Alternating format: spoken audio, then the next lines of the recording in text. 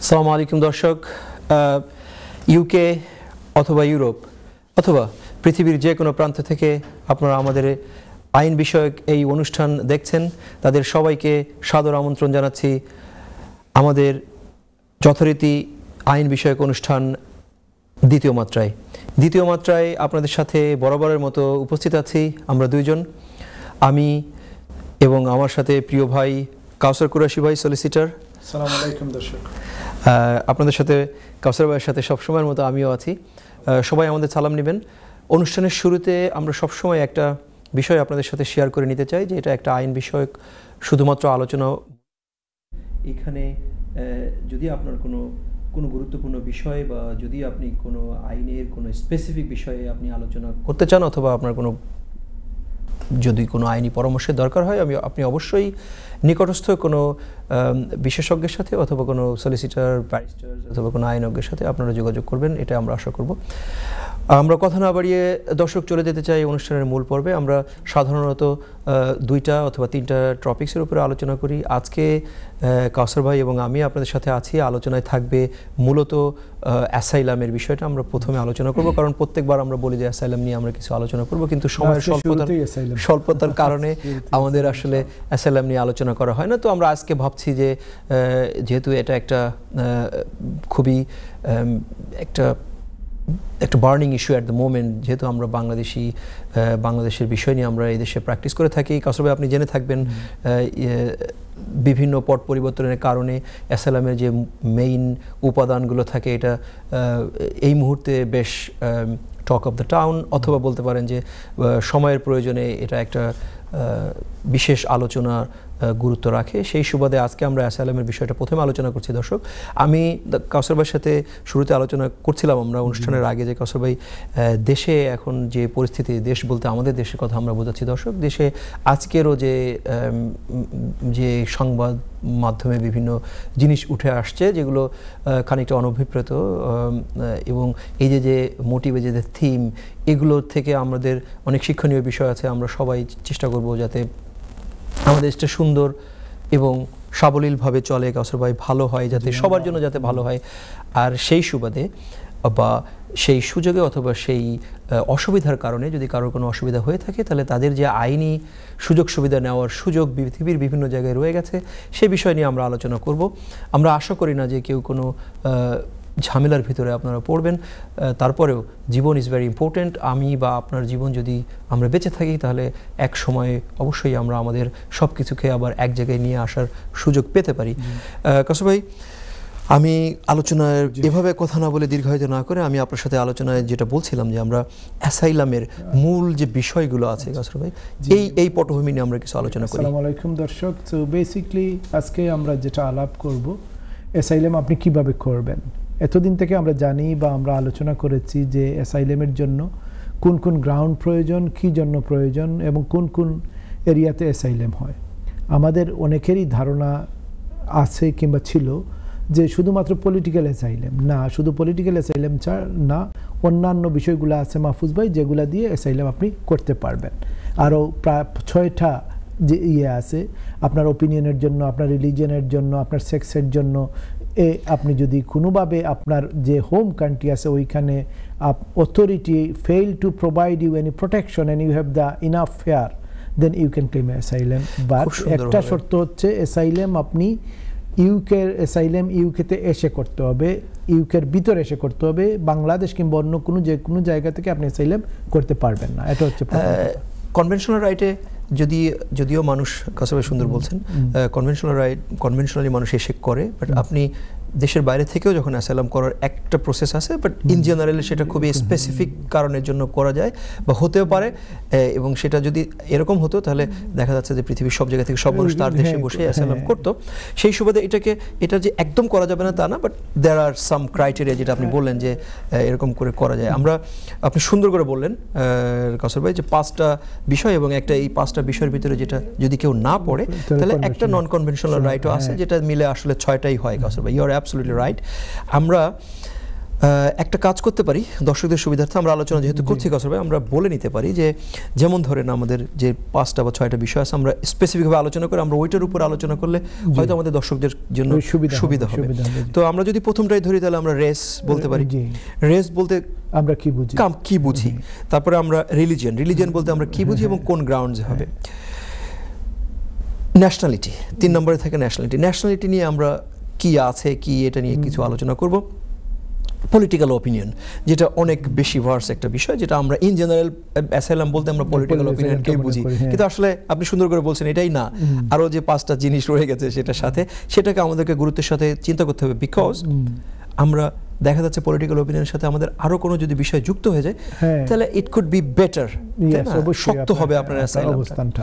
তারপরে আরো একটা বড় বিষয় যেটা থাকে কাউসার ভাই, আপনি আলোচনা করছিলাম অনুষ্ঠানের আগে, যে স্পেশাল গ্রুপ, এটার ব্যাপারে আমরা যথেষ্ট অকিবহল না অনেকেই।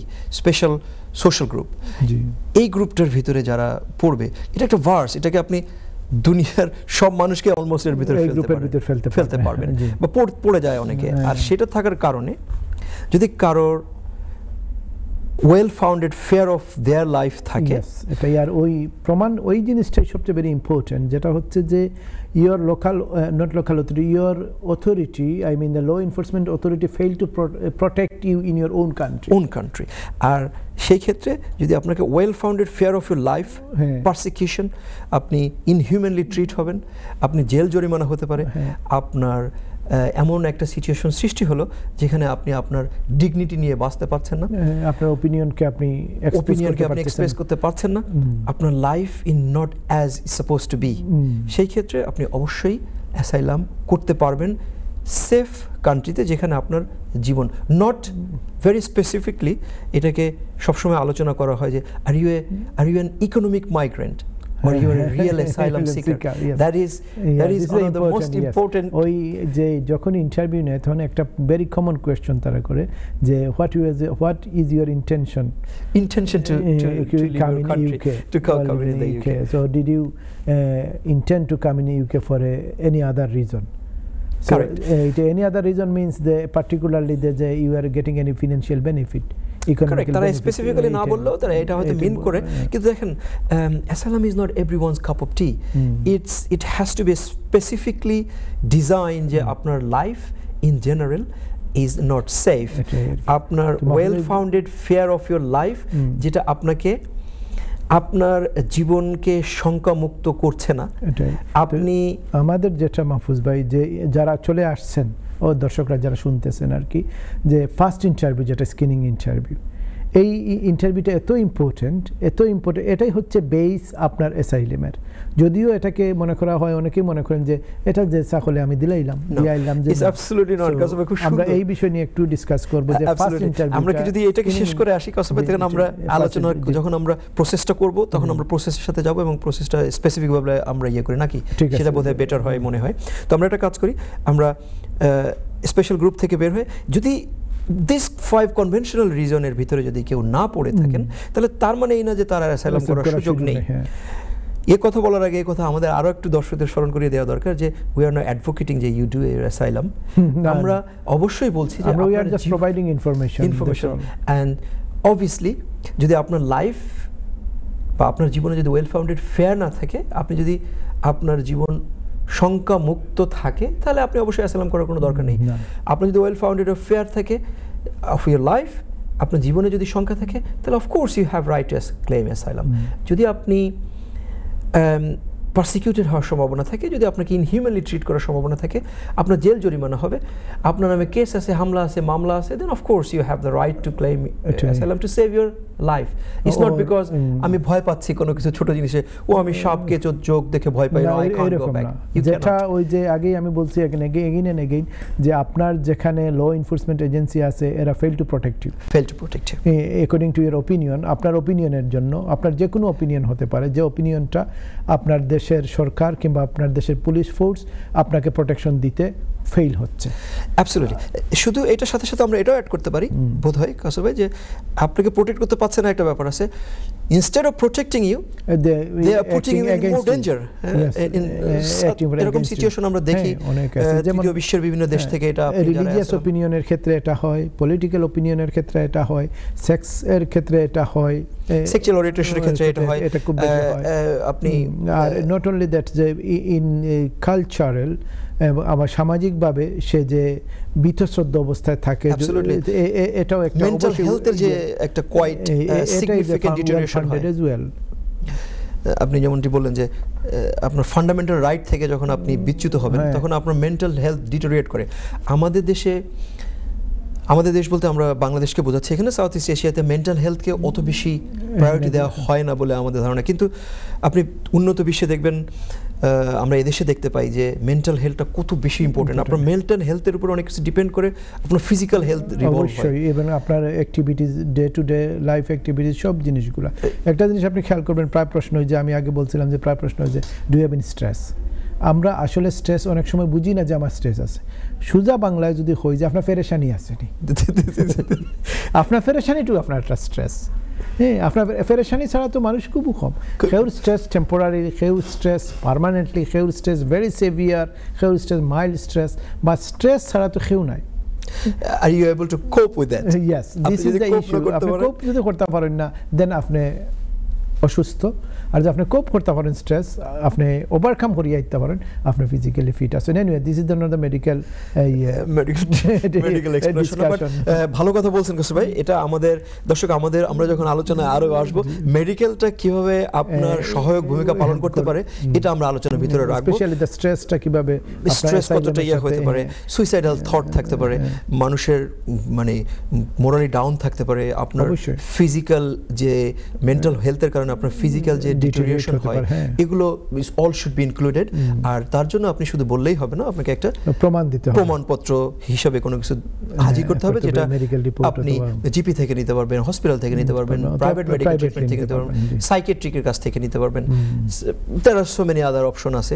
আপনি চাইলে এমনও হতে পারে যে আপনি একজন ইমাম বলতে পারেন, তার কাছ থেকে একটা লিখিত পত্র নিতে পারেন যে I know him and this and that. So there it's not subject to one little or one specific, it could be as broad as আপনি একজনের একটা সাপোর্টিং লেটারও আপনার মেন্টাল হেলথের ক্ষেত্রে যে সুবিধা আনতে পারবে, বা আপনার যে ক্লেম আপনি করছেন তার as evidence হিসেবে you can supporting evidence depend করবে তার ওয়েটের উপরে, বাট আমরা সাপোর্ট হিসেবে দিতে পারবো নাকি?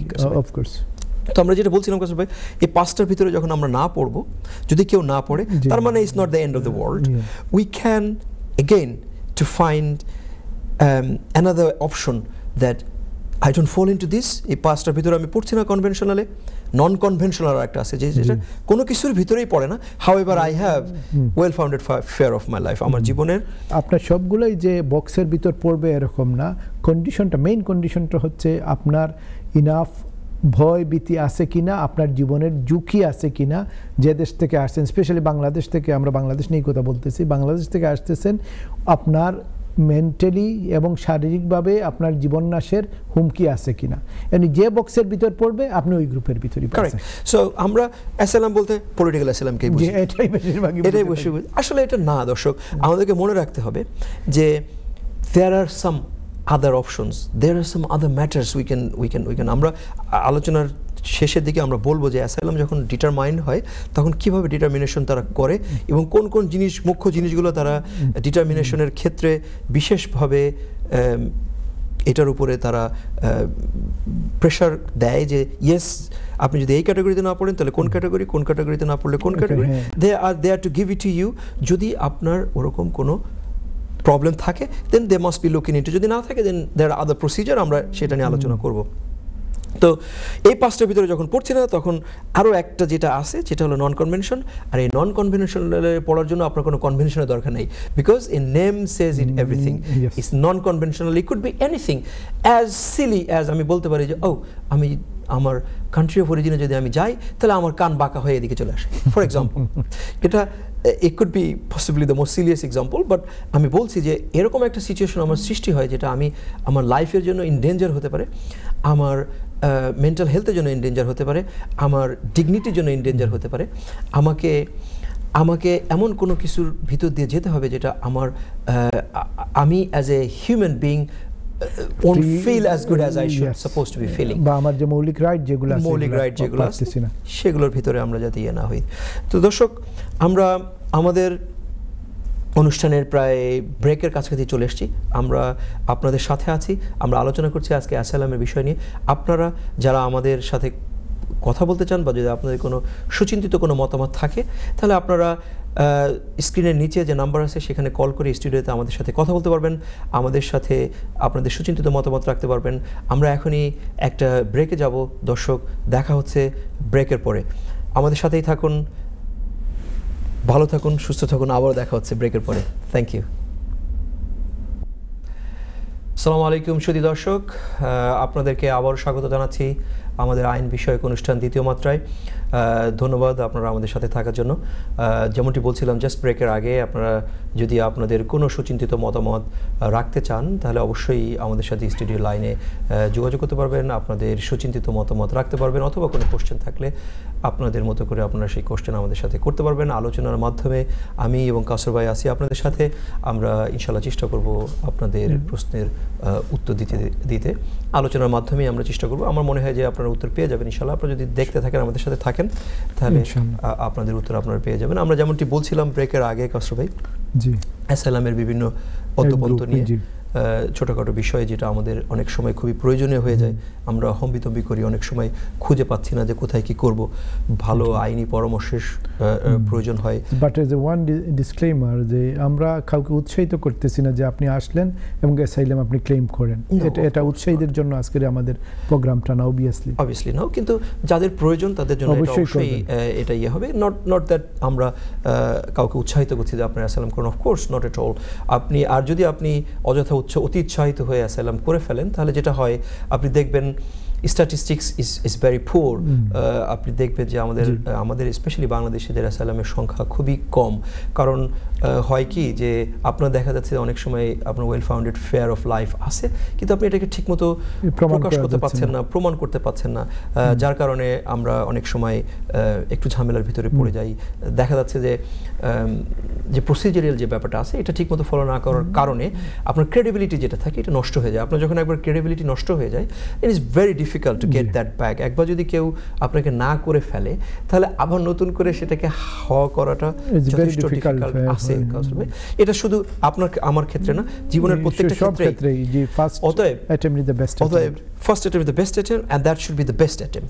আর যদি আপনি বা আমি এটাকে সুন্দর করে না করতে পারি, তাহলে যেটা হয় সেটা আমরা দেখতে পাই, আমাদের অনেক সময় প্রসিজারাল মিস্টেকের কারণে আমাদের একটা সুন্দর ক্লেম নষ্ট হয়ে যায়, যেটাকে আবার এমন না যে একদম সম্ভব না, ইটস ডিফিকাল্ট, বাট এটা ফিরে আনতে অনেক অনেক অনেক কাঠখড় পোড়াতে হয়।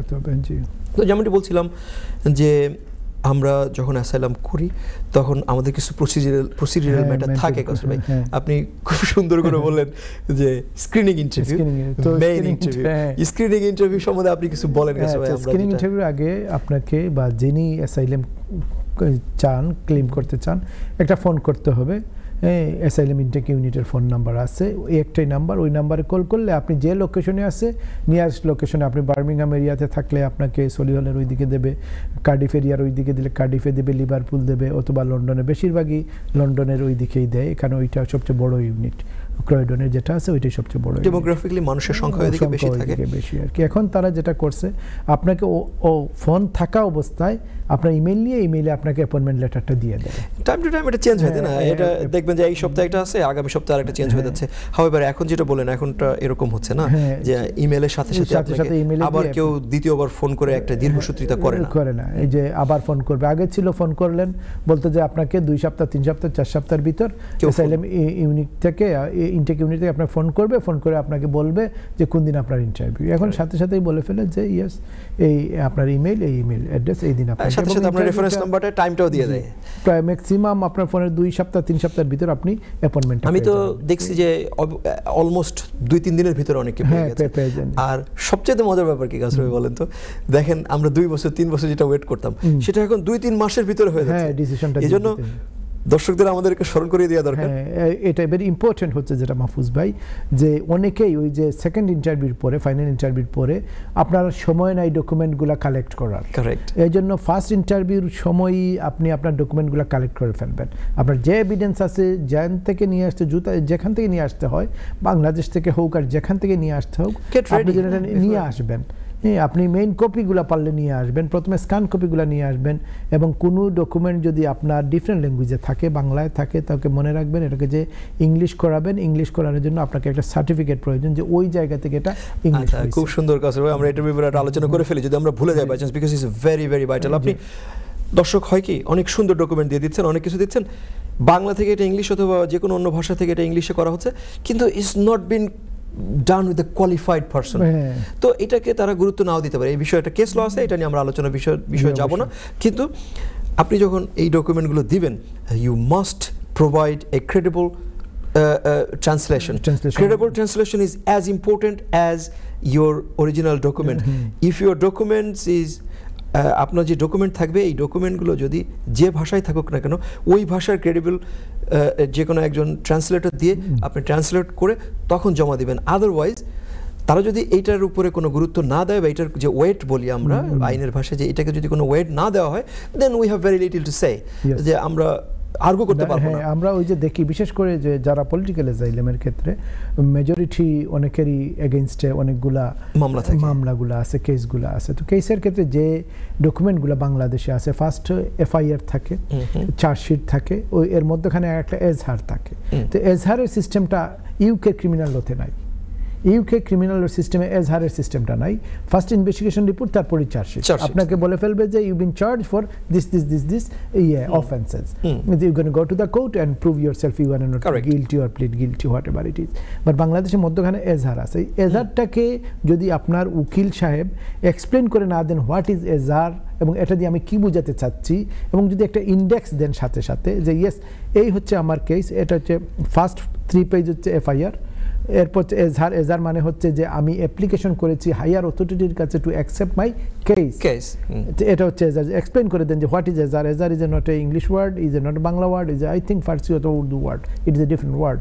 সো এটা যেন এক্সপ্লেন করে দেন। এরপরে যখন উনি চার্জশিট দেবেন, চার্জশিটটা ক্লিয়ারলি বলেন যে এই চার্জশিট। আপনি খুব খেয়াল করলে দেখবেন যে বাংলাদেশ কেসগুলোর মধ্যে যে কেসের অ্যাকচুয়াল নাম্বারটা কোনটা, এই কেসের নাম্বারটা পাশে বাম পাশে উপরের নিচে, তো that has to B mention. তো আপনি যখন ট্রান্সলেট করবেন, আপনি ভেরি ক্লিয়ারলি, যেহেতু এটা ক্রিমিনাল কেস, বাংলাদেশে ক্রিমিনাল কেসগুলোর আগে জিআর থাকে। তো জিআরটা যেন আপনি ট্রান্সলেট তো করতেছেন, একটু বড় করে বোল্ড করে যেন আপনার উকিল সাহেব যেন এটা লিখে দেন, জিআর নাম্বার 2324, অথবা জিআর নাম্বার ব্র্যাকেটে কেস নাম্বার লিখে দেন, কেস নাম্বার, কোনো অসুবিধা নাই, কোনো সমস্যা নেই। এটা যখনই এইগুলা কিন্তু অ্যাপ্লিকেন্ট যিনি ক্লেম করছেন উনাকেই খেয়াল করতে হবে যে এই জিনিসগুলা আমার আসতেছে, অথবা যারা একজন ক্রেডিবল, একজন দক্ষ আইনজ্ঞের কাছে গেলে নিশ্চয়ই উনি এইগুলা ধরবেন। হ্যাঁ, এগুলো। আর দেখেন যারা সবাই সুন্দর করে বললেন যে এটা কত ইম্পর্টেন্ট। এখন যে ডিসাইড করছে আপনার কেস, সে তো অবশ্যই এগুলো জিনিস দেখবে। তো তখন তারা তো একটা দেখছে না, তারা দিনের পর দিন এগুলো দেখে যাচ্ছে, তারা জানেও।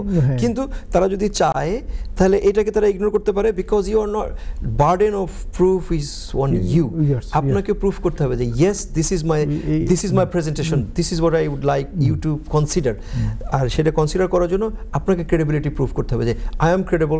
অনেক সময় কি হয়, আমরা সবসময় দেখি তারা বলে যে oh no, this document is not genuine, this genuine থাকলে অনেক সময় তারা করে, then it's your responsibility. Yes, there might be some documents which is not genuine, but my document is genuine. সেই ক্ষেত্রে আমরা একটা ভালো যে কাজটা করতে পারি তা হলো কি, যে আমরা একটা এক্সপার্ট রিপোর্ট দিতে পারি। আর এক্সপার্ট রিপোর্ট যে কেউ দিলেই হবে না, এক্সপার্ট রিপোর্টেরও একটা ক্যাটাগরি আছে, অ্যাফিলিয়েশন আছে, একটা যেগুলো মানুষ যারা এগুলো করে তাদের নাম আছে ওয়েবসাইটে, তাদেরকে দিয়ে করাতে হবে। তখন এটার ক্রেডিবিলিটি আপনি যেটা চাচ্ছেন সেই ধরনের হবে, বিকজ আপনি একজন ক্রেডিবল মানুষকে দিয়ে যখন এটা করাবেন, তখন যারা এটাকে ডিসাইড করার ক্ষেত্রে নিয়ামক হিসেবে দেখবে যে এই জিনিসটা আপনার একটা মানে পয়েন্ট হিসেবে নিবে যে okay this point I need to look into, তারা বলবে যে okay somebody who we trust they have authorized it. এটাই ভেরিফাইড। আরেকটা জিনিস হচ্ছে ওই যে অনেকেরই আছে যে বিশেষ করে যে পলিটিক্যাল অ্যাসাইলামের ক্ষেত্রে মামলা এবং মামলার পরে ওনার যে ইয়ে চলে আসছে, বার্ডিক চলে আসছে, যে ওনার বার্ডিক যে এই আমার রায় হয়ে গেছে, রায়ের জন্য 7 বছর 10 বছর জেল হয়ে গেছে।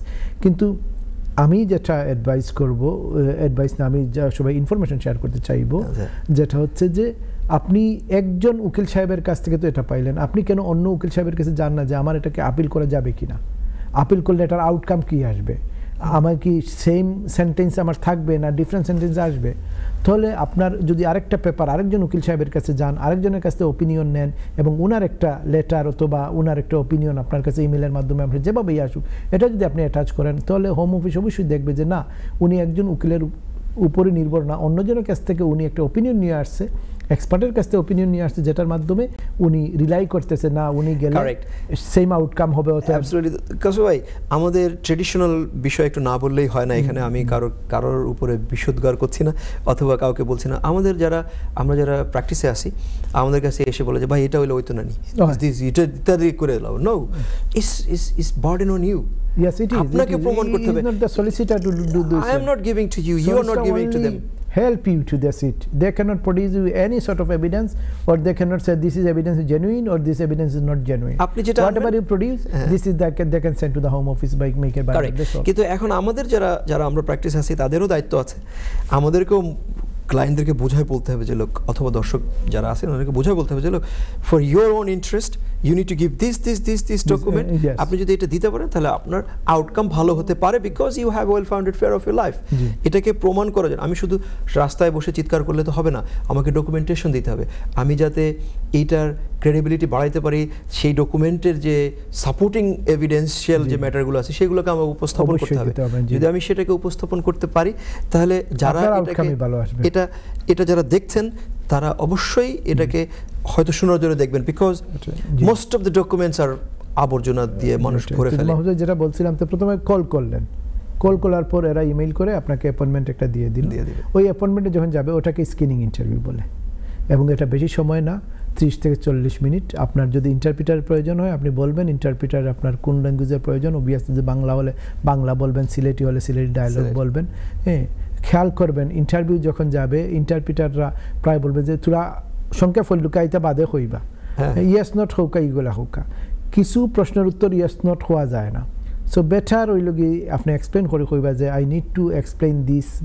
ফ্যামিলিয়ারাইজেশনের জন্য ভেরি ইম্পর্টেন্ট। আমরা যারা প্র্যাকটিসে আছি তারা হয়তো কাউকে বুঝাই দিতে পারবো না যে you have to say this, কিন্তু আমরা ফ্যামিলিয়ারাইজ করে দেওয়ার জন্য আমাদের অথরিটি আছে যে we must explain how the procedure, how this things happen.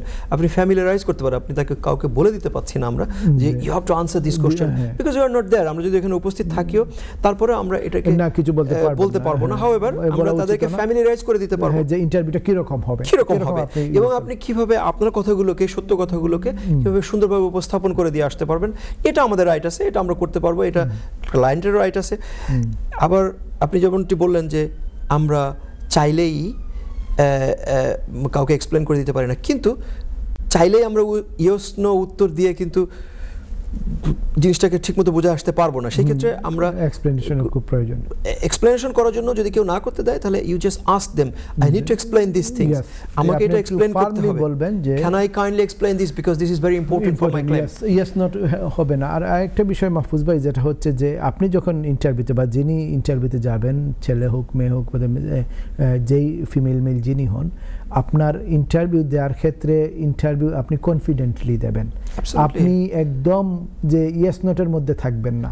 আপনি ইন্টারভিউ যখন দেবেন প্লিজ আপনার যেন বডি ল্যাঙ্গুয়েজটা ইউজ করেন, আপনার আই কন্ট্যাক্টটা যেন রাখেন। আপনি একজন লিডার ফর এক্সাম্পল, আপনি যাচ্ছেন, আপনি এলোমেলো অবস্থা যাচ্ছেন, you just were a little bit আমি প্রায় অনেককে বলি, একটা সিলেটি কিচ্ছা আছে আর কি, আমার আম্মায় কইছেন থান বড় ভাই থানরে কইছেন। সো আমার আম্মা নাও এই যে 76 ইয়ার্স ওল্ড, থান বড় ভাই কইছেন। তারা যখন ভেরি ইয়াং আসলা তো বড় ভাইরে লইয়া বইছেন, বই আল্লাহ সবে কইরা যাও, বড় ভাই কইরা আমি তোমার একটা কিচ্ছা কও, একটা স্টোরি কও।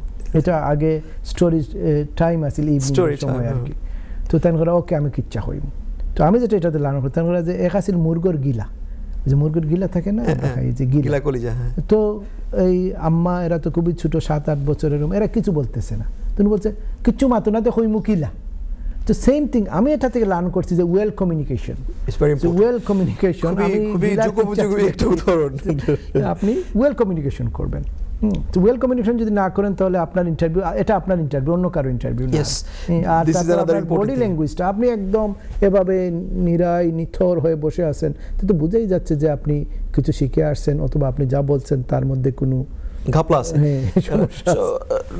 Very important. আমি যদি আমার মাথা ধরে এটা আমি বুঝতে পারবো না, বা কেউ বুঝতে পারবে না, মানে আমি বুঝতে পারবো, কেউ বুঝতে পারবে না। If I don't express this things nobody will understand. Likewise আপনি যেমনটি বললেন যে সুন্দর করে এটা এক্সপ্লেন করতে হবে, বডি ল্যাঙ্গুয়েজ ঠিক থাকতে হবে। আপনি ভালো পোশাক পরে যান, আপনার কোনো সমস্যা নেই, আপনি ভালো পোশাক পরে যান, আপনাকে ভালো করে প্রেজেন্ট করেন, আপনি একজন লিডার মানুষ ফর এক্সাম্পল, অথবা আপনি যেই হন না কেন, একটা সুন্দর পোশাক, ডাজন্ট ম্যাটার হাউ, কত দামি, কত সুন্দর পরিপাটি হয়ে যান, সুটকোট টাই লাগায় চলে যান, কোনো অসুবিধা নেই, বিকজ ইউ আর লিডার, যদি আপনি পলিটিক্যাল অপিনিয়ন করেন। Is there any other political ছাড়া অন্য কিছু, তার মানে আপনি কথা বলবেন, আপনি সুন্দর করে বোঝায় বললে এটা খুবই একটা, they are only human and they are there to help you, এটা মনে রাখতে হবে। তারা শুধুমাত্র এটা আমাদের বা অন্য দেশের মতো না যে আপনাকে থামাই দেওয়া হবে। আপনি যখন কোনো কিছু বলতে যাবেন, আপনার যে রাইটস আছে সেটা আপনি সুন্দরভাবে এক্সপ্লেন এবং এক্সপ্রেস করতে পারবেন ইনশাআল্লাহ। এটা একটা যেমন বড় জিনিস। আরেকটা বিষয় হচ্ছে যেটা যখন আপনি যাবেন, যেদিনে আপনার ইন্টারভিউ, যেখানে যান আপনি ইনাফ খাবার এবং পানীয় নিয়ে যাবেন, আপনি স্যান্ডউইচ অথবা যেগুলাই আপনি নেন খান, এগুলো নিয়ে যাবেন, কারণ অনেকক্ষণ আপনাকে বসতে হয়। ইন্টারভিউ যদিও 40 মিনিট 35 মিনিটস, বাট আপনাকে অনেকক্ষণ বসতে হয়, 3 ঘন্টা 4 ঘন্টা এরকম। দর্শকদের সুবিধার্থে এটা একটু আমাদেরকে বোধহয় বলে দেওয়া উচিত যে আগের যে ইন্টারভিউয়ের ছিল এটা অনেক লম্বা ছিল। আমি দেখছি আমাদের ক্লায়েন্টদের 2 দিন ইন্টারভিউ হয়েছে, একদিন 8 ঘন্টা, একদিন 8 ঘন্টা, 16 ঘন্টা ইন্টারভিউ হয়েছে, 300, 350, 400 কোশ্চেন করছে। এখন screening interview 40 minute, 30 minute, 35 minute, 40, depends on some circumstances, maybe 1 ঘন্টা হতে পারে। মেইন ইন্টারভিউ 2 ঘন্টা, 2 ঘন্টা শেষ, অটোমেটিক ক্যান্সেল হয়ে যায়, তারা অন্য একবার ডাকতে পারে চাইলে। এখন ইদানিং আবার দেখবেন 2 নম্বর ইন্টারভিউর জন্য ডাকে। আমি কখনো দেখিনি একজনকে 3 বার ডাকছে। So things can happen, they are allowed to call you as many times, তারা যদি স্যাটিসফাই না হয় তাহলে তারা, যেটা মহোদয় বলছেন, প্রথম ইন্টারভিউতে আপনি যখন গেলেন, ঢুকলেন, তো আপনার খাবার নিয়ে গেলেন, সাথে বাচ্চা নিলে আপনার বাচ্চাদের জন্য খাবার নেবেন। আপনি যদি দেখেন লম্বা টাইম লাগতেছে, আপনি বাইর হয়ে গিয়েও তাদেরকে বলে বাইর হয়ে গিয়ে আপনার খাবার নিয়ে আসতে পারেন। এটা আপনি নামাজ পড়তে চাইলে তাও আপনি নামাজের জন্য যে কোনো একটা জায়গা বেছে নেবেন। এগুলো আপনি যেন খেয়াল রাখেন আপনার জন্য। এজন্য একদম অভুক্ত অবস্থায় সকালে 7টার সময় গিয়ে লাইনে দাঁড়াইয়া ক্রয়ডনে যদি যান, এরকম কোনো প্রয়োজন নাই। আপনার যখন অ্যাপয়েন্টমেন্ট আছে এতে 1 ঘন্টা আগেই গেলে আপনার জন্য, আধা ঘন্টা আগে গেলেও ঠিক আছে। কাসুবা, যেহেতু আমাদের সময়ের স্বল্পতা আছে, আমরা একটু চেষ্টা করবো যে এটাকে একটু ব্রিফলি এক জায়গায় নিয়ে আসার জন্য। তো দর্শক, কাসুবা যেমনটি বলছিলেন যে একটা সুসজ্জিত, যেটা আর একটু যদি একটু গোছানো একটা মামলা, একটা কেস আপনার জন্য অনেক সুফল বয়ে আনতে পারে। আমরা সেই ক্ষেত্রে কি করব, অ্যাসাইলামের প্রসেসটা সম্বন্ধে আমরা যেহেতু বলছিলাম, আমি একবারে পয়েন্ট বাই পয়েন্ট নিটি ছোট করে বলে ফেলি। আপনি অ্যাসাইলামের জন্য বুকিং দিবেন। অ্যাসাইলামের যখন আপনার ইন্টারভিউর ডেট আসবে, আপনি ডেটের এক সময়ের আগে যাবেন। যাওয়ার পরে আপনার প্রথমে আপনি স্ক্রিনিং ইন্টারভিউ বলি আমরা যেটাকে, এটা ইনিশিয়াল ইন্টারভিউ, আসলে এটাকে স্ক্রিনিং বলি আমরা, আগে স্ক্রিনিং বলা হতো। স্ক্রিনিং ইন্টারভিউ হবে যাতে সবার বুঝতে সুবিধা হয়। ফিঙ্গারপ্রিন্ট দিবেন, আপনার পিকচার নেবে, বায়োমেট্রিক, আপনার একটা ছোট একটা ইন্টারভিউ হবে। আপনার বেসিস অফ দ্য ক্লেম আপনাকে ওই দিনে বলে আসতে হবে। তারপরে আপনাকে সময় দেওয়া হবে। ইন জেনারেল আগে 2 বছর, 3 বছর, 4 বছরে চলে যেতে হতো না, এখন এটা 2-3 মাস, 4 মাস, আপনি ধরে নিতে পারেন উইদিন 6 মান্থ সেটাও যদি বেশি হয় 6 মান্থ। আমি দেখছি ইদানিং 3 মাস, 2 মাসের ভিতরে এমন কথা যদি আমি বলে ফেলি, অনেকে বলবে যে ইজ ইট ট্রু। আমি দেখছি 3 সপ্তাহের ভিতরে একজন কাটছে, 3 weeks second interview, 3 weeks call done. আপনি যখন ফার্স্ট ইন্টারভিউ দিয়ে আসবেন, আপনি বেল কন্ডিশন পাইলে বেল যে কন্ডিশন থাকবে সেগুলো ফলো করতে হবে। আপনি সেকশন 120 যেটাকে বলা হয় এডিশনাল গ্রাউন্ডস আছে, সেটা দিবে। সেটা যদি আপনার আরও যদি কোনো কিছু বলার থাকে সেখানে আপনি সুন্দর করে দিতে পারবেন, আপনার লয়ারের মাধ্যমে দিতে পারবেন। ইটস ভেরি ইম্পর্টেন্ট যে আপনি যেটা দিবেন এটা পরবর্তীতে অ্যামেন্ড করতে পারবেন না, আপনি অ্যাড করতে পারবেন শিওরলি, অথবা যদি অ্যামেন্ড করা থাকে তাহলে আপনার ক্রেডিবিলিটির ক্ষেত্রে হয়তো ডিফিকাল্টির সৃষ্টি হতে পারে। মোদ্দা কথায় আপনি এটাকে চেঞ্জ করাতে আপনার জন্য ঠিক হবে না। অতএব যদি কোনো কিছু আপনি হোম অফিসকে বলেন তাহলে অবশ্যই আপনাকে সেটা তার ভিত্তি থাকতে হবে, তার প্রুফ থাকতে হবে। সেকশন 120 পরে আপনি বসে থাকলেন, দিয়ে তারপরে আপনাকে আগে দিত PIQ প্রিলিমিনারি ইনফরমেশন কোশ্চেনে, এটা এখন আর দিচ্ছে না। এটা হয়তো দরকারও নাই, যদি তারা প্রয়োজন বোধ করে তাহলে দিতে পারে, ইন জেনারেল নিচ্ছে না। এর ভিতরে উনি একটা কার্ড পাবেন, এর ভিতরে অ্যাসাইলাম ইন্টারভিউ সেটাই দিয়ে আসার পরে 120 পাঠানোর ভিতরে উইদিন নেক্সট 10 ওয়ার্কিং ডেজের ভিতরে দে শুড রিসিভ ARC বলি, ARC কার্ড। ARC কার্ডে আপনি ওয়ার্ক রাইট থাকলে ওয়ার্ক রাইট পাবেন, আগে থাকলে না থাকলে ওয়ার্ক রাইট নাও পেতে পারেন। আর ওয়ার্ক রাইট থাকলেই যে আপনি সব কাজ করতে পারবেন সেখানে কিছু রেস্ট্রিকশন আছে, সেটা আমাদেরকে আলোচনার ভিত্তিতে আসলে অনেক লম্বা আলোচনা। সেই ক্ষেত্রে আপনাকে জেনে নিতে হবে আপনি কোন কাজ করতে পারবেন, কোন কাজ করতে পারবেন না। আর এমপ্লয়ীদের ক্ষেত্রে জেনে নেওয়ার বিষয় যেটা আছে সেটা হলো যে অবশ্যই তাদেরকে পজিটিভ ভেরিফিকেশনের জন্য অ্যাপ্লিকেশন করা লাগে। এই জিনিসটা আর কি মাহফুজ ভাই, যেটা আমি শেয়ার করতে চাই দর্শকের জন্য, আপনার যদি এর আগে BRP থাকে, BRC থাকে, যেটাই থাক, ওইটা যখন ARC কার্ডটা কিক করবে, আপনার ওইটা যখন শেষ হয়ে যাবে মেয়াদ, তখন আর আপনার শেয়ারিং কোডে কাজ আসবে না, শেয়ারিং কোড আসবে না। তখন এমপ্লয়ারকে আপনি বলবেন যে এমপ্লয়ার চেক করো তুমি। এমপ্লয়ার চেক করলে অটোমেটিকলি আপনাকে তারা এমপ্লয়ারকে উইদিন এ ডে অথবা নেক্সট ডে একটা ইমেল করে কনফার্ম করে দেবে যে আপনার পজিটিভ ভেরিফিকেশন আমরা যেটা বলি আর কি, যে একটা ইমেল করতে পারবে এমপ্লয়ার হোম অফিসকে, home office in general within a day or so maybe couple of days time তারা চেষ্টা করে তাড়াতাড়ি দিয়ে দিতে, কারণ এটা একটা সিগনিফিক্যান্ট বিষয়। এটাই আপনার ওয়ার্কের রাইটের এভিডেন্স। আচ্ছা, তারপরে আপনার ওই বিষয় থেকে যদি আমরা একটু সামনের দিকে আগে যাই, তাহলে আমাদের তখন প্রস্তুত হতে হবে আমাদের কি ডকুমেন্টেশন আছে, এটাকে করে যদি কোনো কিছু অন্য ভাষায় থাকে সেটাকে ট্রান্সলেট করে আপনাকে ইংলিশে নিয়ে আসতে হবে, এবং সেই ইংলিশ শুধু একটা যে কোনো এক জায়গায় রামসাম যদুমধুকে দিয়ে ট্রান্সলেট করালেই হবে না, এটাকে একটা ভালো ক্রেডিবল পারসনকে দিয়ে, যে রেজিস্টার্ড অথরিটি আছে এবং যার সার্টিফিকেট ইজ, উনি যেন সার্টিফিকেট প্রোভাইড, আমরা বলি যে বাংলাদেশ থেকে করে নিয়ে আসছি বা বাংলাদেশ থেকে নো, যেখান থেকে নিয়ে আসেন সার্টিফিকেট প্রোভাইড, ইটস সামটাইম তারা এটাকে গুরুত্ব না দিতেও পারবে, কোনো সমস্যা নেই। ইন জেনারেল আপনি অনলাইনে গেলে দেখতে পাবেন যে এই ভদ্রলোক করতে পারবে কি পারবে না, তার থাকে, তার নাম্বার থাকে, সেই অনুযায়ী যদি সেটাকে করে আপনি দেন তাহলে এটা একটা ক্রেডিবল ডকুমেন্ট হবে। তারপরে আপনার মেইন ইন্টারভিউর জন্য আপনাকে প্রস্তুত হতে হবে। প্রস্তুত হতে বলতে এটা যে প্রস্তুত না যে আপনি বানায় গুছায় ফেলবেন, যেটা আছে এটার জন্য যাতে আপনি সুন্দর করে অর্গানাইজ করে আপনি এক জায়গায় করতে পারবেন। আপনি একটা ইন্ডেক্স করবেন, ইন্ডেক্স অনুযায়ী আপনি আপনার ডকুমেন্টগুলোকে সাজাবেন, তারপরে এইগুলো নিয়ে আপনি দেখবেন যে আপনার অনেক জিনিস আছে কিন্তু আপনি ঠিকমতো বলে আসতে পারলেন না, যেমন আপনি অনেক ভালো স্টুডেন্ট, পরীক্ষা দিতে পারলেন না ঠিকমতো, তবে যে কোনো ভিডিও ক্লিপ তারা নেয় না, আপনার যতগুলাই এভিডেন্স ফটো অথবা অন্যগুলো দিতে পারবেন, ভিডিও ক্লিপ যদি আপনার থাকে এটা আপনি এটাকে দেওয়ার অন্য প্রসেস আছে, আমরা দিতে পারবো চাইলে, বা আপনি দিতে পারবেন চাইলে, সেটাকে কোনো লিঙ্ক দিয়ে দিতে পারবেন, যদি তারা দেখতে চায় লিঙ্কে ক্লিক করে তারা দেখতে পারবে। ইন জেনারেল তারা ভিডিও দিলে তারা করে না, বাট এগেইন সেখান থেকে ভিডিও থেকে আপনি পিকচার নিতে পারবেন, আপনি প্রমাণ করতে পারবেন, আপনি দিতে পারবেন, লিঙ্ক দিয়ে দিতে পারবেন তাদেরকে, অবজেক্টিভ রিপোর্ট দিতে পারবেন আপনি। সো রিপোর্টের ক্ষেত্রে আপনি অবজেক্টিভ এবং সাবজেক্টিভ আপনার যেসবগুলো আছে সেইগুলো, এবং আপনার কারণে এই ধরনের কারণে যদি কেউ সমস্যায় পড়ে সেটাকে অবজেক্টিভ রিপোর্ট হিসেবে কান্ট্রি গাইডেন্স থেকে দিতে পারবেন। আপনি দেখবেন অনেক সময় আমরা দেখি, আমি বিভিন্ন ফাইল দেখছি, কান্ট্রি গাইডেন্স দিয়ে 100 পাতা কান্ট্রি গাইডেন্স দিয়ে দিয়েছি, it's not necessary. Country guidance is there, them has provided, তারা প্রোভাইড করছে, why you giving it to them? ওই কান্ট্রি গাইড দিয়ে আপনি আপনার এভিডেন্সগুলো করবেন, জাস্টিফাই করবেন, আপনি পয়েন্ট দিতে পারবেন চাইলে ওইখান থেকে। অবশ্যই এটা আপনার যে আইন বিশেষজ্ঞ থাকবেন, সলিসিটর ব্যারিস্টার যারা থাকবেন, তারা এটা ভালো বুঝতে পারবেন।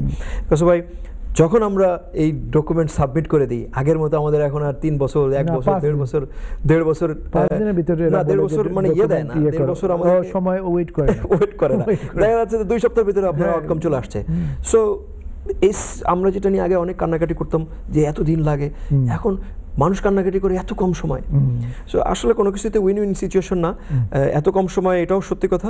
আবার আপনার যদি ক্রেডিবিলিটি থাকে, আপনার যদি ডকুমেন্টস থাকে, you must get ready before, যাতে আপনি অন টাইমে, আর আপনি এত ডকুমেন্ট দেওয়ার দরকার নেই, আপনার যে ডকুমেন্ট আপনার রেলেভেন্ট ডকুমেন্ট এবং যেটা গ্রহণযোগ্য ডকুমেন্ট, যেমন দয়া করে কান্ট্রি গাইডেন্স দিয়ে ভরে ফেলবেন না। উইটনেস স্টেটমেন্ট এত লম্বার কোনো প্রয়োজন, আপনি অলরেডি ইন্টারভিউ দিয়ে আসছেন, উইটনেস স্টেটমেন্টে আপনি যেগুলো অ্যাড করবেন, যেগুলো আপনি অলরেডি করেন নাই, আরও কিছু জিনিস আপনি অ্যাড করবেন, কিন্তু অলরেডি ইন্টারভিউতে আপনি বলে ফেলে আসছেন যে আপনি বিয়ে করেছেন, আপনার বাচ্চা আছে, আপনার এটা হয়েছে, এইগুলো তো আপনি অলরেডি ইন্টারভিউতে বলে, এবং এটা তো কেস ওয়ার্কার, যদি আপনি বলতেও চান তাহলে আপনি একটা ব্যাকগ্রাউন্ড দিয়ে দেন, ফ্যামিলি ব্যাকগ্রাউন্ড দিয়ে ছোট করে 2 লাইন 3 লাইনের ভিতরে আপনি দিয়ে দেন, নট দে আমার এই সেই অমুক তমুক, তাতে দেখা যাচ্ছে তারা বোর হয়। আপনি একটা জিনিসের প্রেজেন্টেশনের ব্যাপার আছে, একটা জিনিসকে যদি আমরা সুন্দর করে আপনার কাছে আমি প্রেজেন্ট করি, খাবারেরও একটা ব্যাপার আছে, একই খাবার যদি সুন্দর করে প্রেজেন্ট করা হয় খেতে ভালো লাগে।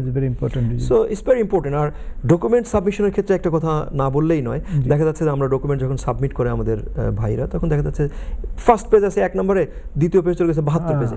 So it's not there responsibility to go first page and then 72 page and then put them together. No, you have to put these things in the right order and shape, যেন যারা ঠিক মতো বুঝতে পারে। কিছু লাস্ট উইক একজন বলতেছে আমার ইনকাম ইতা তারা HMRC পাইবো, HMRC তারা দোকানে যাইতো না, আপনার press It's your responsibility that you provide them. পাউসান্তা আপনার প্রেস দুকা আপনি তারা তুকাইতো না, আপনার তারা ডাউট হইলে তুকাইবো যে ইয়েস চেক, হ্যাঁ এটা চেক করবে, ক্রস চেক করবে, বাট তাদের রেসপন্সিবিলিটি নাই যে তারা এটা এনে তারপরে চেক করে আপনার ভিসা দিবে।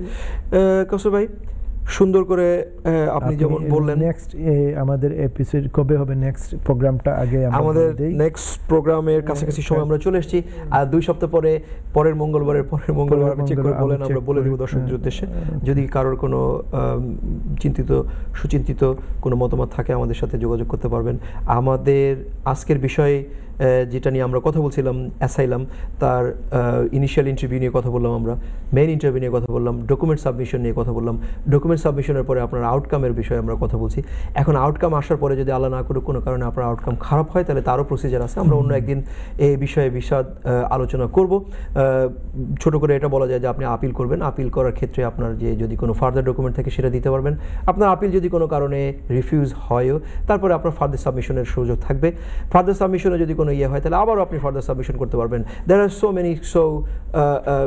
are quite লং প্রসেস আছে, যেটা আপনি যদি চান, আপনার যদি সমর্থ থাকে বা আপনার যদি মনে হয় যে আপনার একটা ক্রেডিবল কেস আছে, so you have all right to go up to the supreme court, and if not then you can go even further than that European court of human rights. So next আমরা আসতেছি 10 তারিখে December, দেখা হবে দর্শক আপনাদের সাথে 10ই December এনটিভিতে যথারীতি আপনাদের সাথে দেখা হবে আইন বিষয়ক অনুষ্ঠান দ্বিতীয় মাত্রায়। আপনারা সবাই আমাদের সাথে থাকার জন্য আপনাদের সবাইকে আবারও অনেক অনেক ধন্যবাদ। আসসালামু আলাইকুম, শুভেচ্ছা জানিয়ে আজকের অনুষ্ঠান আমরা এখানে শেষ করছি। দর্শক, দেখা হচ্ছে আবারও দ্বিতীয় মাত্রায়। ভালো থাকবেন।